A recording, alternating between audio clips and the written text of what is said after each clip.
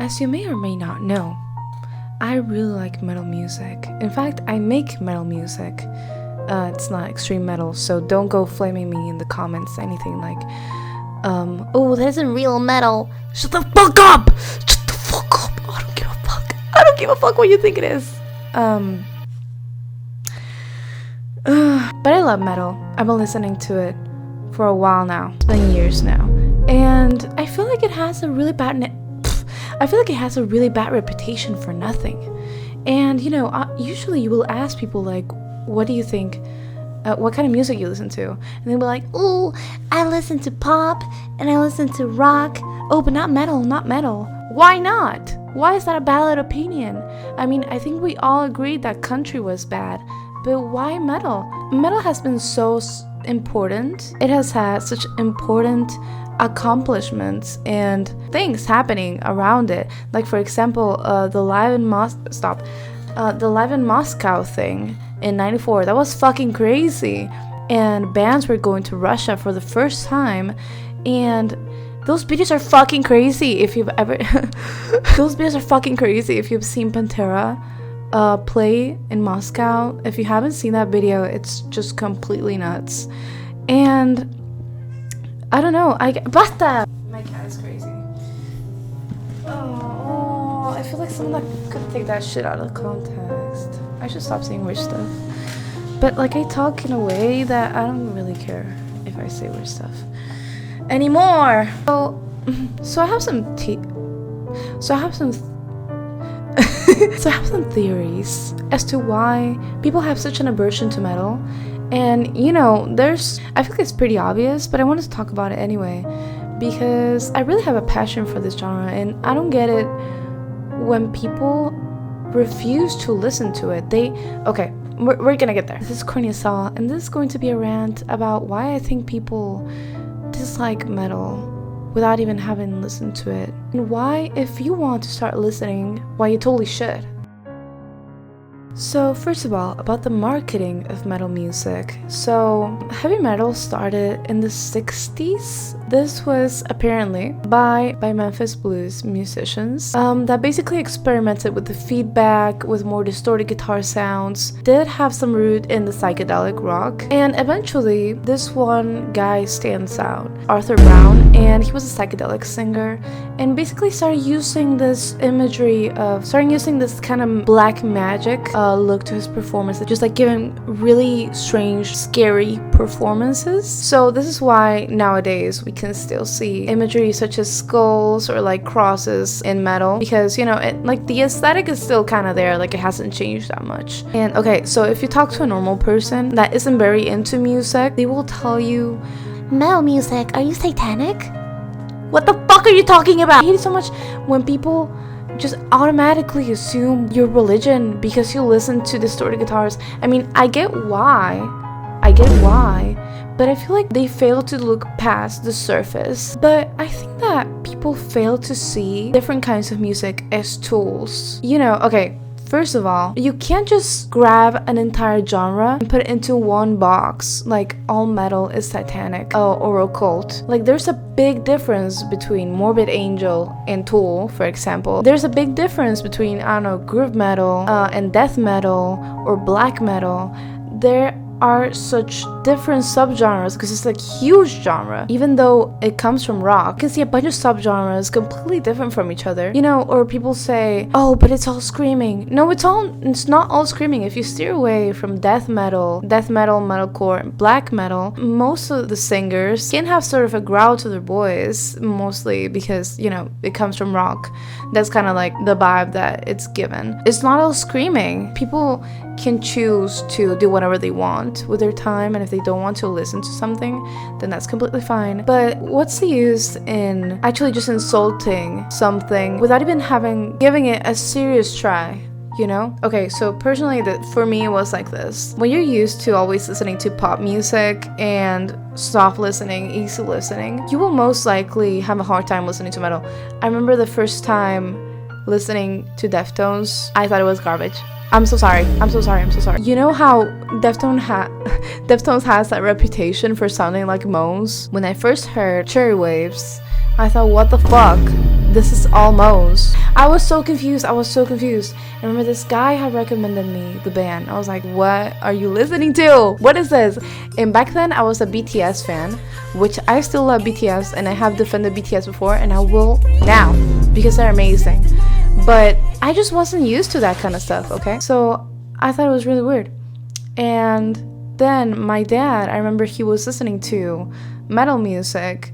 This was after, I'm pretty sure. I thought it was really, I think it was like Linkin Park or something. And I actually thought it was really good. Like, you just get used to it with your ears, you know? You know, the fact that there's easy listening music implies the existence of hard to listen to music. And I feel like metal is kind of hard to listen to in the beginning.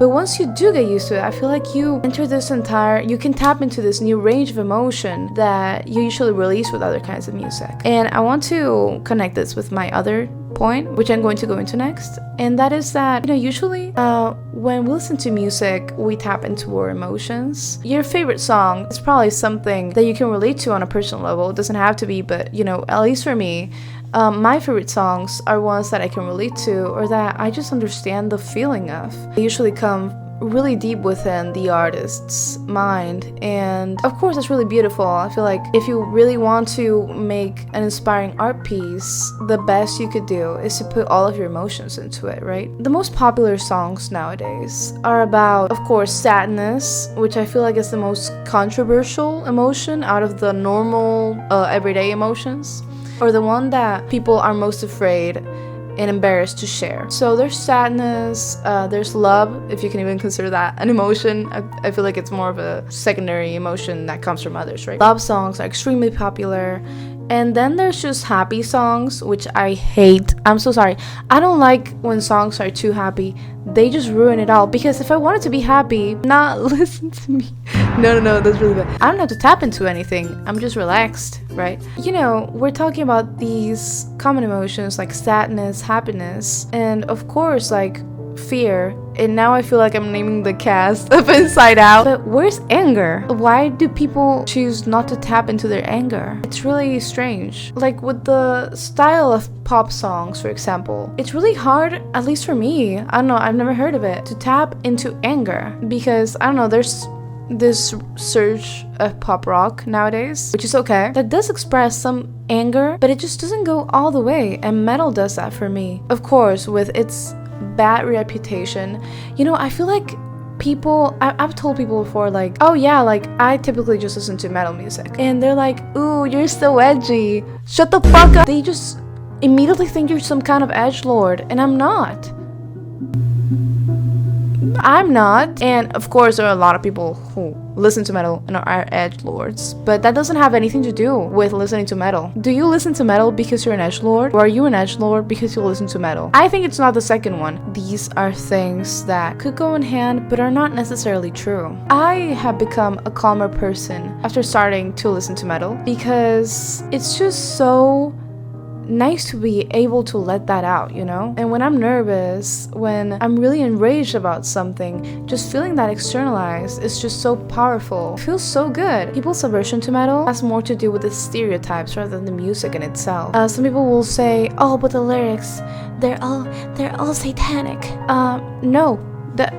Why? Where do you get that from? Where are the examples? Because I don't know, even like, for example, Gojira, they make heavy music, and his boys, Joe Duplantier, it's very low toned, very growly, it's very scream type singing. But these dudes talk about saving the environment and shit, and they talk about the causes, and they talk about their empowerment. You know, even like, I don't get exactly why people think all metal is satanic, because we all know the most popular metal band is Metallica, and they're not black metal by any means. Like, what gets close to black metal in Metallica? Maybe Enter Sandman, but it's not even that. Master Puppets? No, it's not even that. So actually, I feel like after listening to metal, I feel more relaxed rather than insane. And you know, if you go to metal shows, of course there's always annoying people at every show, and I've seen my share, but usually the people you meet there are just really chill and just want to enjoy the music. They want to let that out. But I feel like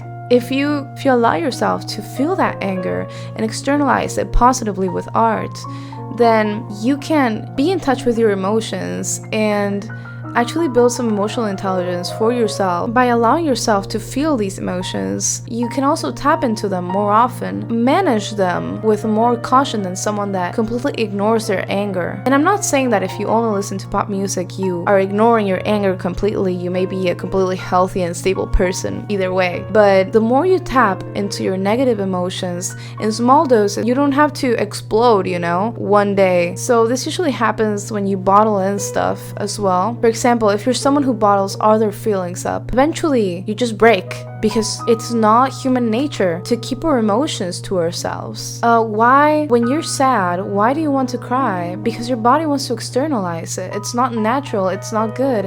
And I feel like some people with stoicism, which is a great mentality to have, I feel like they take it to the next level. They misinterpret the philosophical advice that stoicism or stuff gives, because they're just trying to find a way to escape their emotions. Music is such a good tool to let these emotions out in a safe way, by yourself or while you're walking somewhere, you have your headphones in, you can think, and it's just such an amazing thing. And it's so magical, because with air vibrations that come to us as sound, we can get to know ourselves as people, to have our experiences, to solve and understand our emotions. You can use air vibrations to relate to other humans' experiences, and to likewise solve and process your own. Now, if you're one of the people who came into this video and hasn't listened to metal music, you don't have to start with Infant, Annihilator, Vacuum of Souls. You can start with Metallica, you know?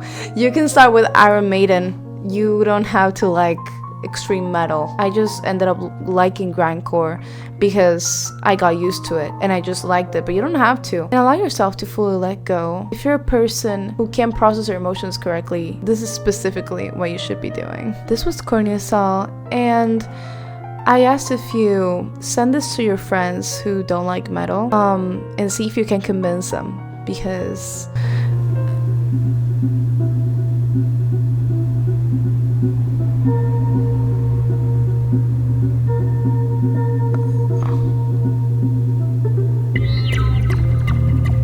just convince them. Bye bye.